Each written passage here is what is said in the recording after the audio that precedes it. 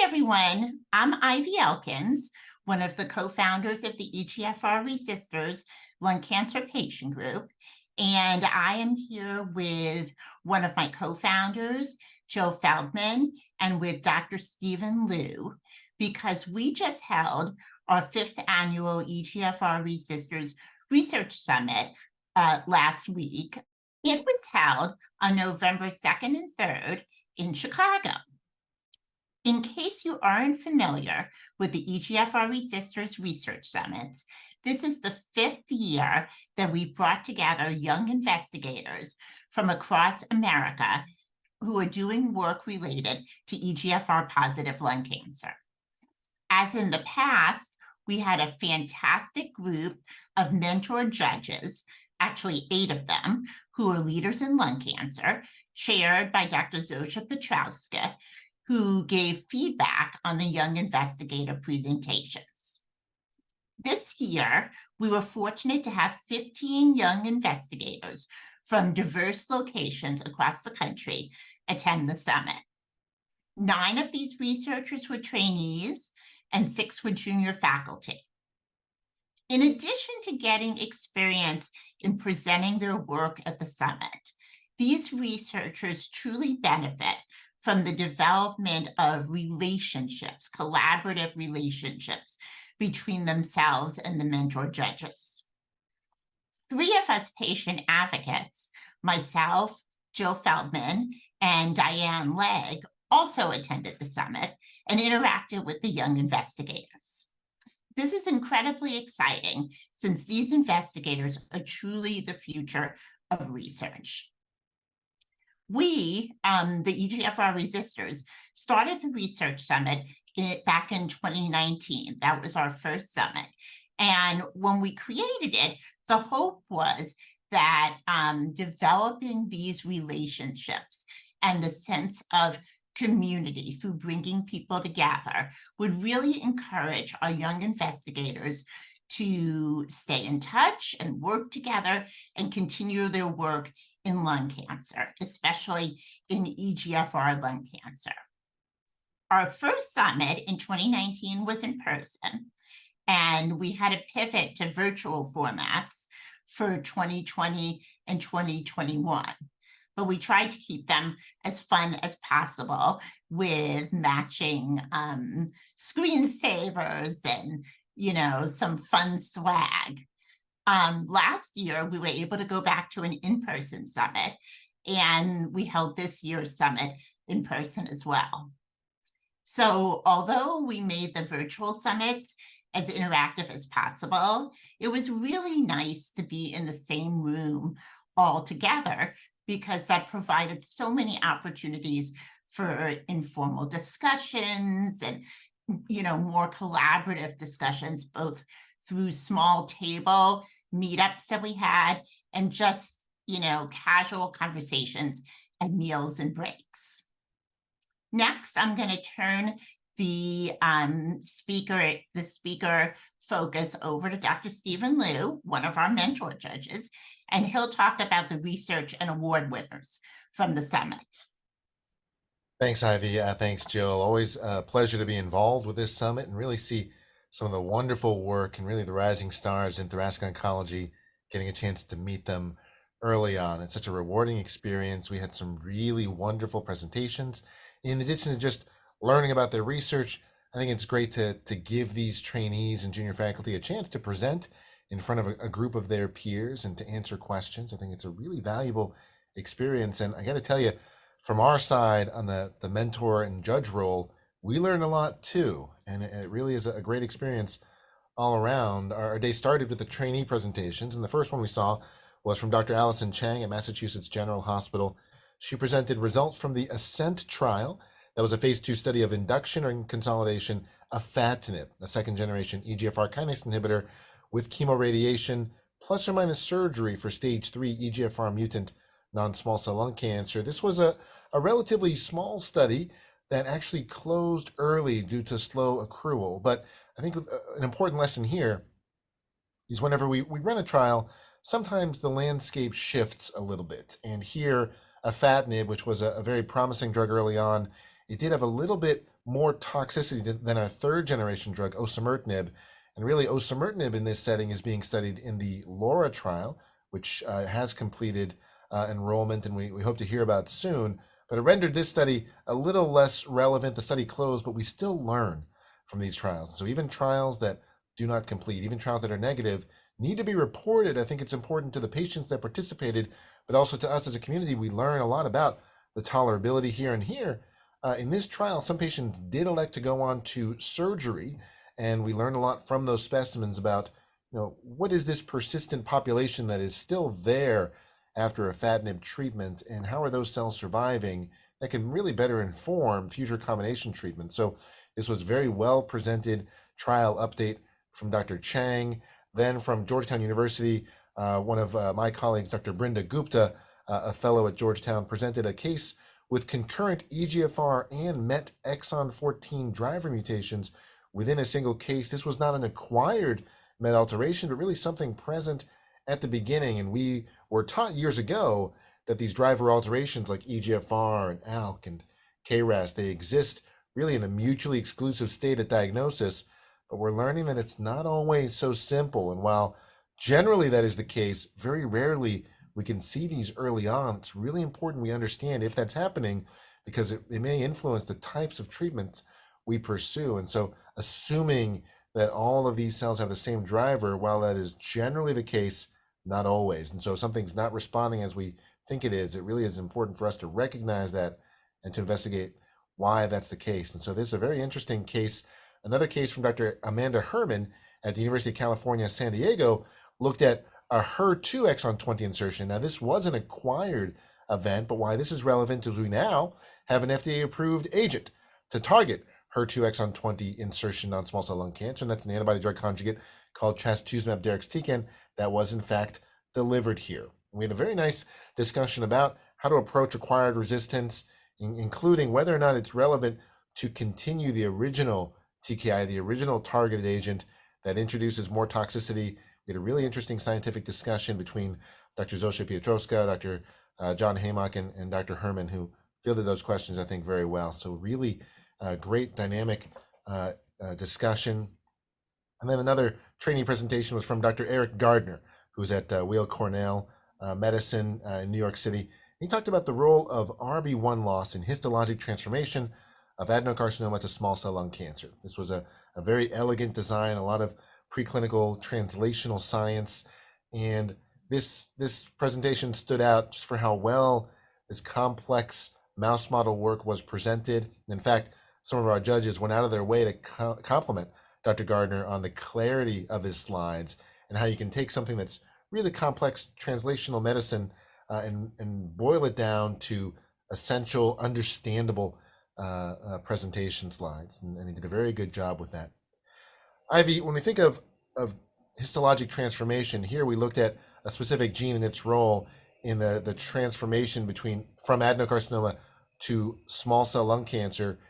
Histologic transformation, we know, is an acquired resistance mechanism for a lot of our targeted kinase inhibitors.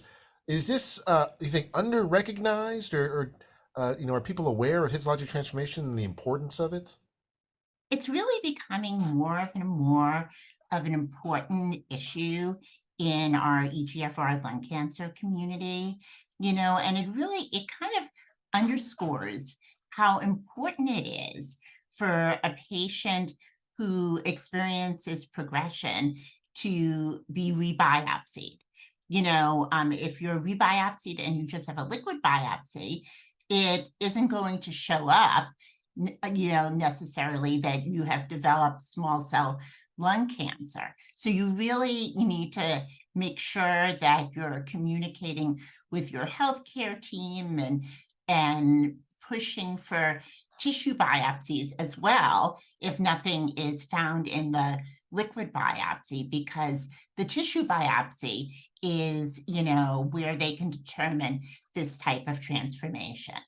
And as people, more and more people are on osimertinib first line, and more people are living longer with lung cancer, we really are seeing a lot more of, this type of transformation occurring. Yeah, it's a great point. It probably is underdiagnosed. And Jill, when we think of rebiopsy at the time of progression to look for histologic transformation, that's an invasive procedure, requires a little more coordinating. There are more risks involved. Liquid biopsy, a blood test, very easy to do. And I worry that some of our oncology colleagues, some physicians, might make the assumption that a patient would not want to have a biopsy. But what's your experience been in terms of whether patients are receptive to having an extra biopsy, acknowledging the risk, but also acknowledging the importance? I Yeah, think that's a point that, a lot of times patients will not have the option to be rebiopsied, and their, clinician might assume that they don't want it. I think the key here is within our community, people come to our community to really get educated about what best practices are. And so if they understand why the biopsy is important and that the information would help guide their next treatment, then absolutely, if feasible and not dangerous, they absolutely will get rebiopsied. For those out there who aren't a part of our group, of course, we're always trying to educate and get word out there as well. But at the end of the day, we tell our group that if a liquid biopsy can provide a lot of information, but it cannot tell you the histology of the cancer. And so it's always good especially if the progression is aggressive, definitely get a tissue biopsy. I think that that's something that is, again, probably not done enough, and it's important that we not make assumptions on our patients' preferences. So that is something that's important to discuss at the time of progression. Continuing with some of our trainee presentations, we saw Dr. Kevin Levine from the University of Washington, Fred Hutchinson Cancer Center, describe a very complex event. This was a case that had been presented years ago, but an important update. And this looked at EGFR kinase domain duplications, KDD. These are very rare events, but it's hard for us to say how rare because a lot of the testing that we do will miss these. These are in-frame, in-tandem duplications that will often lead to intramolecular dimerization and a clear dependency on EGFR, but some testing methods will not find them. And we know now from this case and others that when kinase domain duplications in EGFR are present, that cell is dependent on EGFR signaling and can respond very well to osimertinib. This was a case where a patient was on targeted therapy for decades. Had this been missed, the patient would have received the wrong therapy, probably an immunotherapy-based treatment that likely wouldn't have worked. This was detected by Dr. Levine and his colleagues. Patient has received targeted therapy, decades of treatment, really a great testament to how important it is to find these events. Dr. Marie Dreyer presented a case looking at amivantamab in an EGFR fusion. So again, when we think of EGFR, we think of our common sensitizing alterations like deletions in exon 19 and the point mutation L858R in exon 21. There's a wide range of EGFR alterations, and we're getting more awareness of things like exon 20 insertions. But even outside of specific mutations, kinase domain duplications and EGFR fusions or chromosomal rearrangements, these are also driver events that we can effectively target. Dr. Dreyer presented a case looking at an EGFR fusion, non-small cell lung cancer. This patient received a medicine called amivantamab, a bispecific antibody targeting EGFR, and met with a good response. We're going to move that into a phase 2 trial to really demonstrate the efficacy of this approach, also including MET fusions, these rare events. But EGFR signaling is more than just these common mutations. There are a lot of different alterations that could potentially be targeted. And so Dr. Marie Dreyer from Northwestern University outlined this case, presented this phase 2 trial. And so this we think will be one to watch. And from Massachusetts General, Dr. Mary Boulanger presented work that she had performed at Johns Hopkins with Dr. Joy Feliciano, looking at survivorship and the association of unmet needs with quality of life and financial toxicity. This was some survey work that really highlighted how stressful and how much of an impact these unmet needs have on quality of life. Ivy, when we think of survivorship, are we as a group paying enough attention to this? Yeah, Dr. Boulanger made a really good point.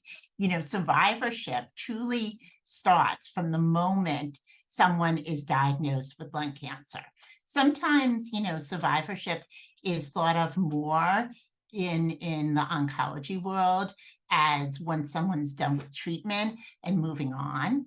But for, many people like us who are living long-term with lung cancer, the concept of survivorship ongoing while you're on treatment and medication and, all the things that accompany that, financial toxicity, time burdens, other things are, not necessarily, historically haven't necessarily been studied that much. But, I mentioned earlier, people are living longer, treatments are getting better, and it's becoming more and more of an important thing to look at because the toxicity related to ongoing treatments over long periods of time is real. And if, we study this, then, we can do something to help people who are experiencing it. So I was very, very pleased to see this area of research represented at the summit. Yeah, as was I. And I think, the EGFR Resistor Summit, it's not just translational medicine. There are lots of different things, lots of different ways to make positive contributions. This was a beautifully presented work, really highlighting an important area of research, and hope those efforts continue. Dr. Ali Shahid from Henry Ford Cancer Institute presented a case looking at some atypical alterations, the EGFR L833V and H835L mutation in non-small cell lung cancer. Again, outlining the importance that there's more than just the common sensitizing EGFR alterations. And when we find these less common EGFR mutations, it's important that the oncologists understand sort of the implications of this, because while a use of a drug like osimertinib, for example, might be off-label for one of these unusual atypical EGFR mutants, and while this specific compound mutation, there's not a lot of clinical data in the literature to support it, we know based on the science under this that this is a cancer that generally would not respond well to immunotherapy, and that targeting the EGFR pathway is predicted to be effective, and in this case was. And so we really need to pay close attention to these reports. We can't just read the headlines and skim the highlights. The oncologist really needs to look at the detail, not just what was there, but what wasn't there, looking at all the things found, not just the front page news. We really need to dig pretty deep to really understand these reports. And closing out our trainee presentation, Dr. Shipra Maheshwari from University of Virginia presented work that she had done there looking at reflex in-house next generation sequencing. And this is a theme, a topic that's really in the mainstream here. How can we accelerate testing? How can we get these EGFR tests done quickly, reported quickly, to minimize the delay in starting effective therapy while still doing it in a responsible way? We don't want an automatic test to be performed and then no one sees the results. And so it's important that the tests are done, but also that they are acted upon and recognized by both the patient and the physician. Very impressive trainee presentation to start the 2023 EGFR Resistors Research Summit. Jill, when you look at these trainees, I was very impressed, not just by the work that they've done, but their composure in presenting these data and answering questions from an at times intimidating mentor panel. Were you just as impressed? Absolutely just as impressed. And I was going to say, it's very intimidating to have key opinion leaders asking you these difficult questions, and they all held, their poise and answered it in a way that they were confident and said they didn't know if they didn't know. But I was also very impressed with the actual projects that they are doing. They're innovative projects. They're really looking at the challenges and unmet needs of the people in our community right now. And so seeing that type of research being done and their interest in really, cracking whatever the situation is to understand better and hopefully develop better strategies for treatment is promising. And so future is bright for lung cancer researchers, the trainees, that's for sure. Indeed. And Ivy, in addition to sort of these trainees presenting their work, getting a chance to answer questions in a room of peers, intimidating at times, but friendly always. In addition, we also had these small group sessions where we got to really talk and connect with a lot of these trainees. You and I were in some of the same small groups together. And, I think that's a really valuable experience for everyone involved, right?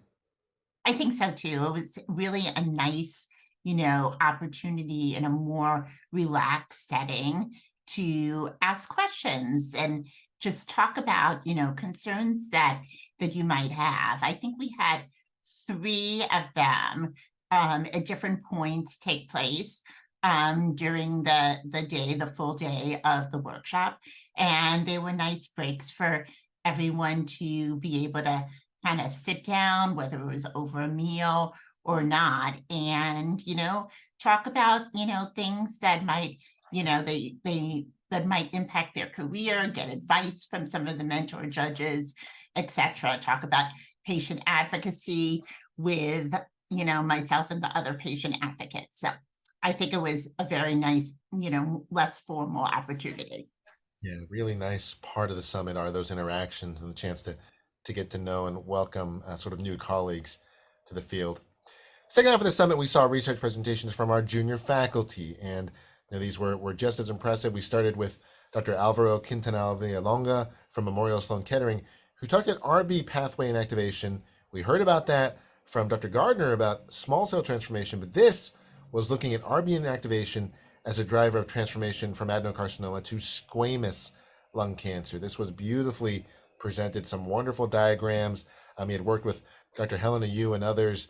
And one of the things that really stood out here was that when they predict the behavior based on signaling, these squamous behaving cells, which are largely refractory, some of the more common treatments we would use, those were often missed histologically. And while we want to do tissue biopsy, it also is a reminder that our biopsies are also imperfect, and we need to improve that technology, not just on how the cells under the microscope are appearing, but how they're behaving.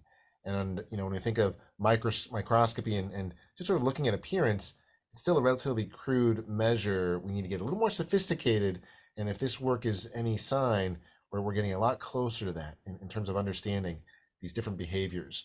Dr. Lova Sun from the University of Pennsylvania presented characteristics of long-term survivors with EGFR mutant non-small cell lung cancer. Now, this was the pre-osimertinib era, but why this is relevant when we look at some patients who receive TKIs, while we have an average or a median time on treatment, we know it's a very wide range.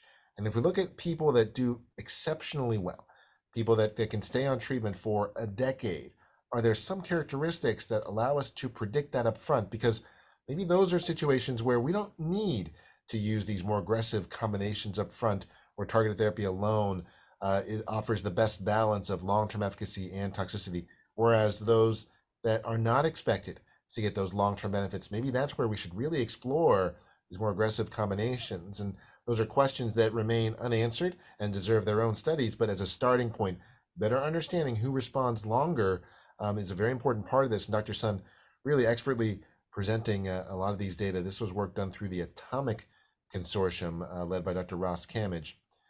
We saw from Columbia University junior faculty Dr. Benjamin Hersberg present work looking at ATR inhibitors that target osimertinib resistance in EGFR mutant non-small cell lung cancer. And this I thought was particularly interesting. Jill, when we think of acquired resistance, someone's receiving osimertinib, at the time of resistance, we biopsy, we see MET amplification, and we can add a MET inhibitor, like in the INSIGHT 2 trial. We look at someone with developing a RET fusion, maybe we can add a RET inhibitor. And so a lot of that is sort of reacting to the alterations that we see, targeting mechanisms of resistance when possible. Dr. Hersberg's work was a little different strategy though. And rather than target that specific mechanism of resistance, this was more targeting the process of resistance, really trying to understand how cells develop resistance and really target that process instead of waiting until we see resistance and then adding a treatment, really trying to target the process of resistance and prevent those from occurring, and that's a little different, but maybe even more important, right? Yeah, I think it's very important, more important because we're being proactive instead of reactive. The current paradigm for treatment is reactive. We know that, all of us are going to at some point develop acquired resistance. And so we're waiting to see what is causing it, and before we go on to the next treatment. And the reality is, a lot of the time, maybe most of the time, there isn't necessarily another approved targeted therapy to treat that resistance. So if we can upfront understand the process and, kind of intercept it when it's happening with, different strategies, then that can allow patients to, well, hopefully we can prevent it, but either prevent it or prolong it, and allow patients to be on the first line therapy for much longer. But I really think too that there's a lot of information that he is looking at on the biology of this process, and that could provide us with some insights into really the future of how we treat, with first line therapy. This was really great work, and this could be a new paradigm for us. I think the implications, if we can really effectively understand, how resistance is occurring, target that effectively, it extends beyond just EGFR even. This could be something that has widespread implications. And in addition, because we're not trying to really, induce cytotoxicity with these ATR inhibitors, maybe the dose is going to be a little different, a bit lower, a bit more tolerable. So I really am excited about this work, very early stages, but very promising principles. Not traveling too far from Rush University, Dr. Kusha Pedari presented some work on the concomitant use of CYP3A4 inhibitors. Dr. Pedari has a background in pharmacology, and he was looking at inhibitors and inducers and reported outcomes. Concomitant medications, even things like marijuana, these can have impacts on the metabolism of medications. They can influence the amount of drug, maybe the efficacy and the toxicity. These are important, but maybe we don't pay enough attention to what the other medications are. Often a patient might have multiple physicians prescribing medications in addition to an oncologist, a primary care physician, maybe changing medicines, especially over the counters. So I think that we probably we don't do as good a job as we should collecting that information in clinic. Ivy, is this, do you think, a universal truth? Is this something that we could all do a better job at? Oh, definitely. I mean, every over-the-counter medication that a patient takes isn't necessarily reported back to their oncologist. And, I mean, the oncologists don't often always ask about these either. And even if they do, there's other issues in addition to that in terms of the timing of taking medications.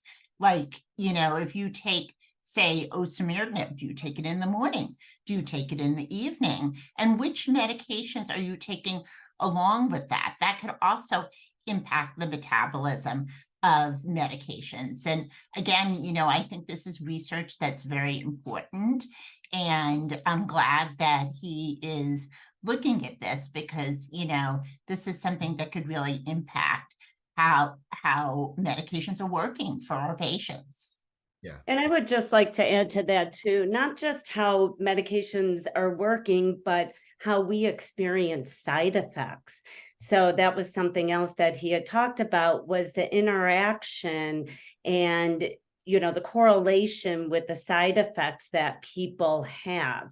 And side effects are a big deal because if, the less side effects, usually the longer people can tolerate being on the treatment. And so it's such an important area that hasn't been studied, probably because we've been looking at more treatments and better treatments.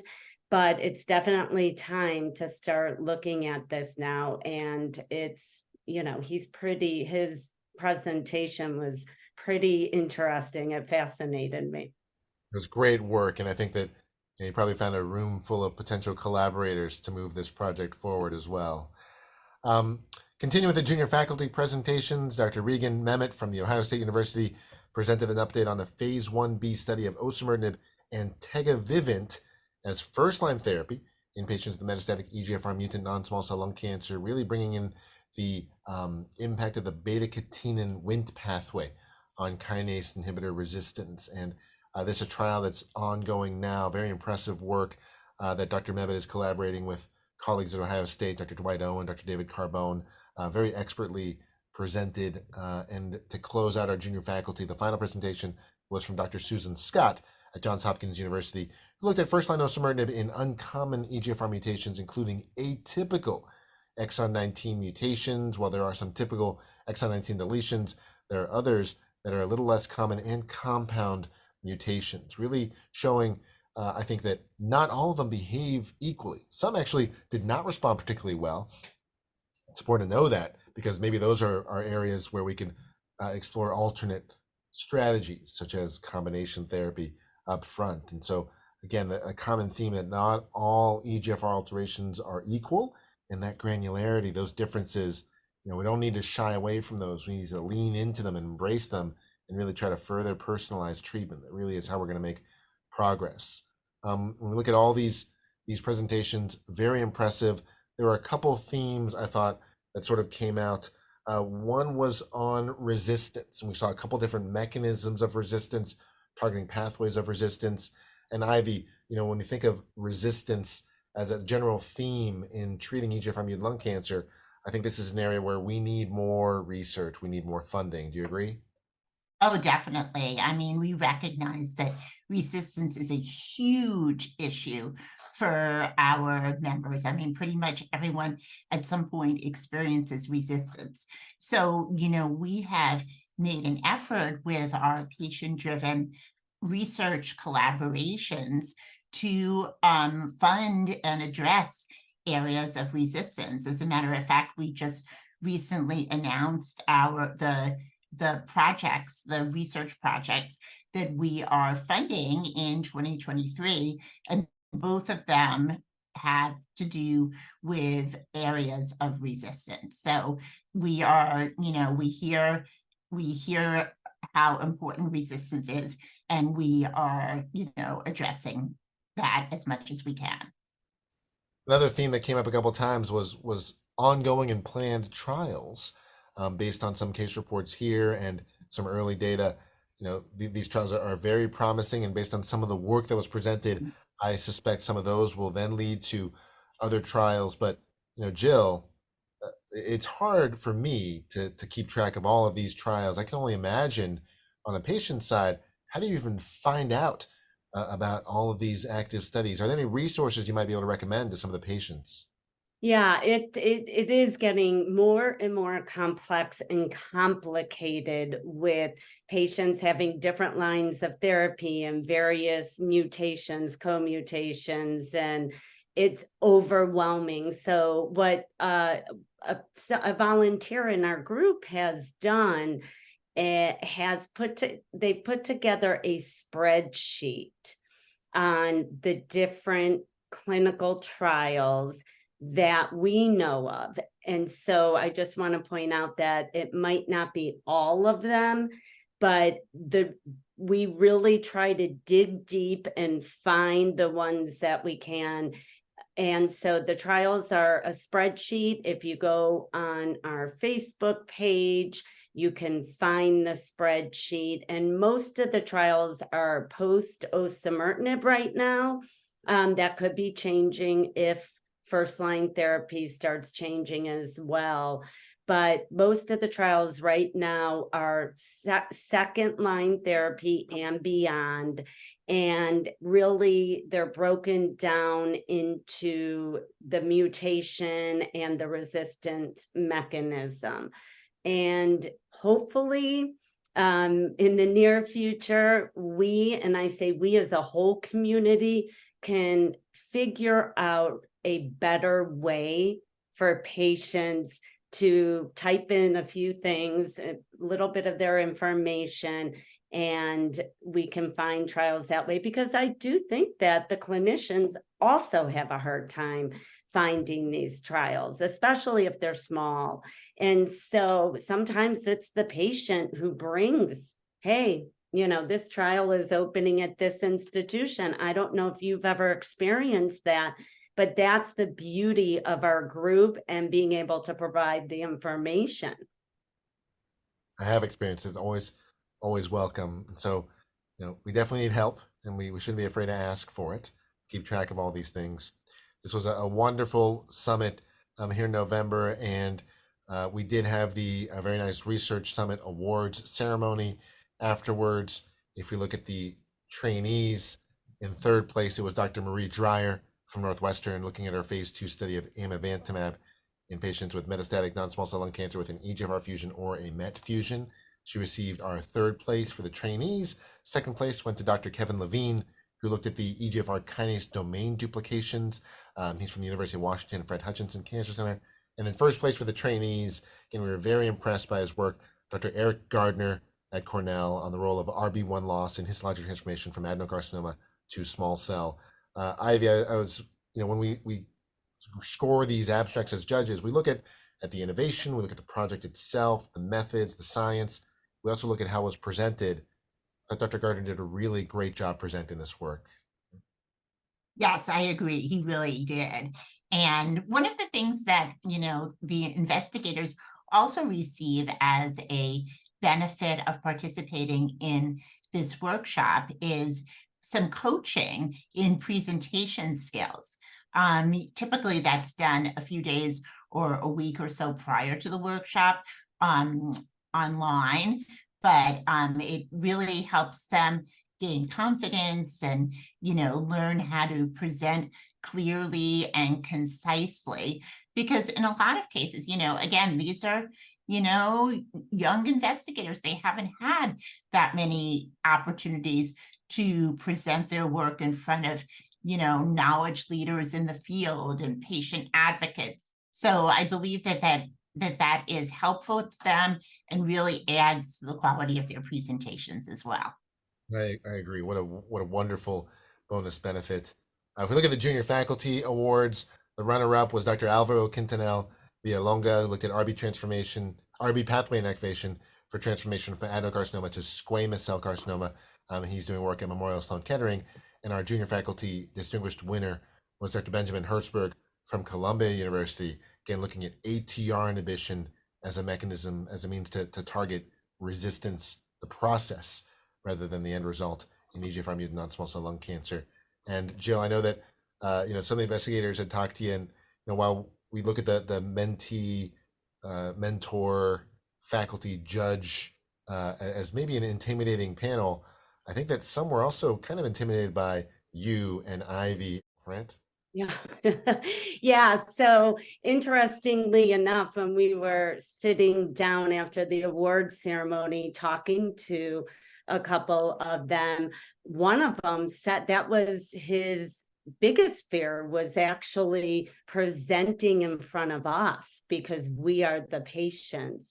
And so, I found that very interesting because as patient advocates, especially when we're starting out, we're intimidated by, the clinicians and the researchers because we don't speak the same language. So we just, told him that actually means you care, and we appreciate that. So it was, I do think that they get nervous now talking to patient advocates, and we need to do a really good job of encouraging them to report things accurately, and at the same time help them understand language that's not only appropriate, but that's patient friendly. So they can, report things in a way that they understand in a safe way without criticizing or anything like that. But yeah, they are. So It was a wonderful summit, and we get to hear this ongoing research. We get to have practice sort of interacting with colleagues, answering questions. We have these small groups where we can target some very important career development issues. We have coaching on how to speak, and in addition, you form these connections with the mentors and judges, but also amongst the investigators themselves. And often they'll go out afterwards and have dinner together and really bond together, making these important connections. And it's just going to Yeah. make the field stronger and better. So, congratulations to all the young investigators for wonderful work. This is a competitive summit, but they all that presented did a fabulous job. Congratulations to the winners, and congratulations to you too as well, Jill and Ivy, for another successful summit. Blown away at how impactful these are. And so thank you to both of you. And I'm going to throw it back to you. Yeah, no, thank you. I would say to sum up kind of what we're saying, first of all, this summit has a significant impact on advancing the professional development of this next generation of lung cancer researchers through the people they're meeting and the work they do, but also, as I think Ivy mentioned before, it's designed to be an intimate setting where they can have all these different opportunities to interact with each other, to witness, the passion and excitement of that is truly inspiring for us. And I think their eagerness to network, to discuss their work, to talk about collaborative efforts moving forward, and to feel more comfortable as the day went on is a testament to why these small, intimate summits are important. And, it filled my heart with gratitude, as I'm sure Ivy and Diane's. But also want to recognize the unwavering support from all the mentors, judges like you, Stephen, to support the young investigators like this. You guys were all very genuine, and you created a safe space for them to present their work. And I think that that's huge in helping them in their career evolve.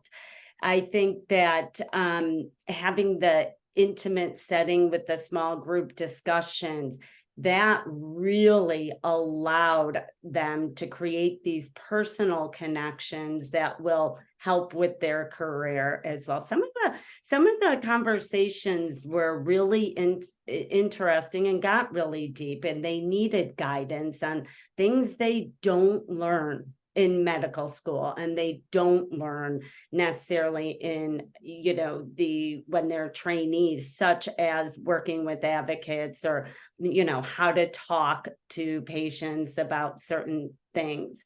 So we are so grateful for our mentor judges and their unwavering support for our community, always stepping up to help in any way that you can. We really appreciate that. Thank you. We are grateful for the AstraZeneca for their continued support of this event, and we wouldn't be able to do it without them.